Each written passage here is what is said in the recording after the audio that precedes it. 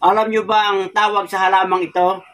Ang halamang ito ay kapamilya ng rubber tree, baliti, at kapamilya din ito ng fig tree. Kung tawagin sa Tagalog ay tibig. At ito ay kalimitang tumutubo sa tropical na bansa katulad dito sa Pilipinas. At nakikita ninyo ang kanyang mga bunga. Yan. At ito ay nagsisimula ang kanyang mga bunga sa kulay green kapag maliit pa. At kapag siya malapit ang mahinog, ay nagkukulay red. At hanggang sa maging kulay itim kapag siya ay ganap na hinog na.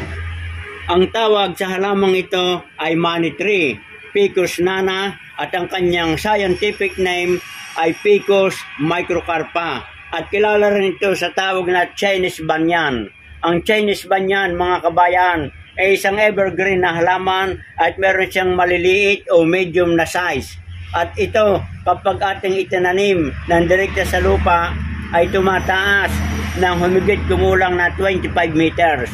Ang Ficus microcarpa ay isa ding lucky plant at ayon sa pananaliksik ng ating mga dalubhasa, ito ay isa ring medicinal plant at ito ay nakatutulong na maibsan ang pananakit ng ngipin, ulo at madali ring makapagpabaho ng sugat.